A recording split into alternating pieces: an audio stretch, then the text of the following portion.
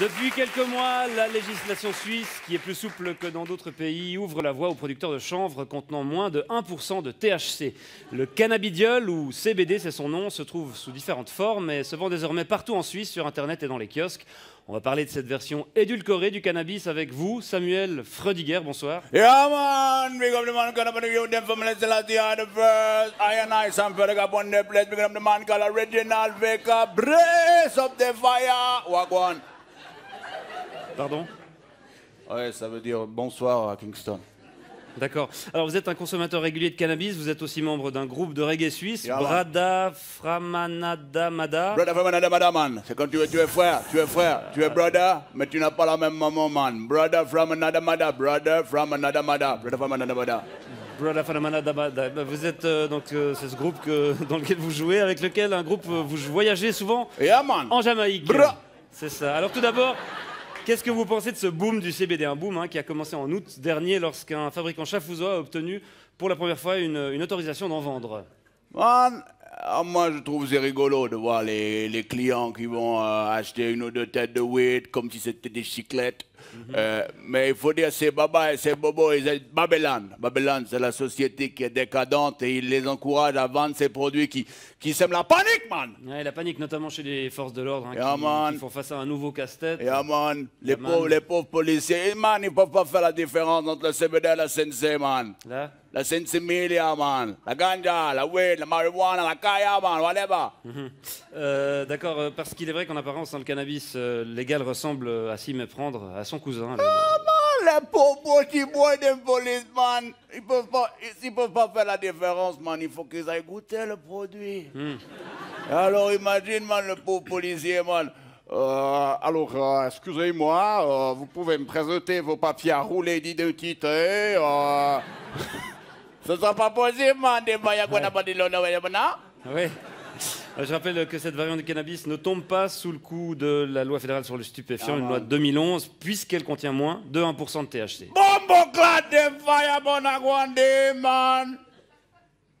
Il faut savoir qu'on obtient ce tabac en manipulant la plante. Man. En la manipulant. En manipulant la plante. Génétiquement? En faisant des croisements, man, des petites chimies, et on atténue comme ça le produit, on le rend allégé.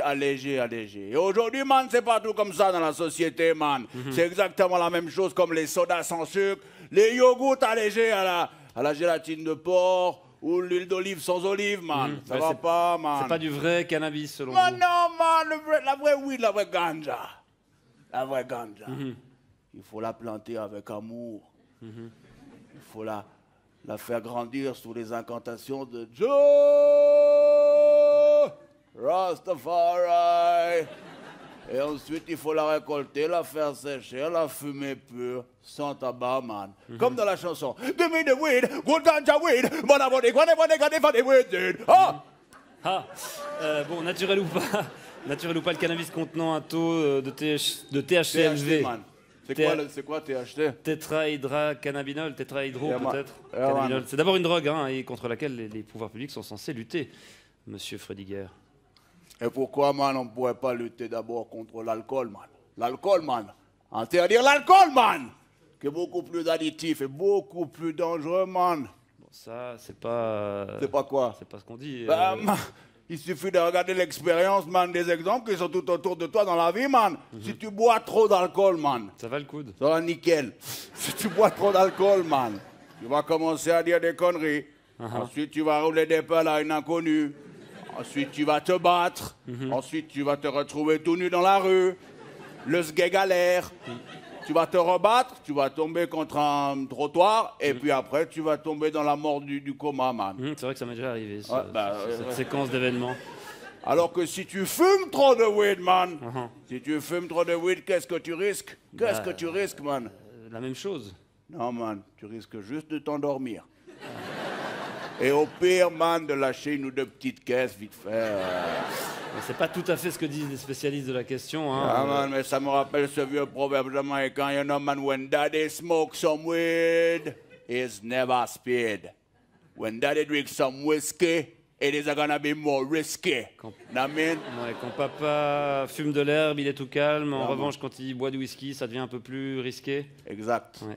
Bon, ben, en tout cas, on se réjouit de voir comment le marché du cannabis light va évoluer ces prochains mois. Je vous remercie d'être venu nous apporter votre point de vue, Samuel Freudiger. Comment on dit au revoir en jamaïcain? Big up. Big up.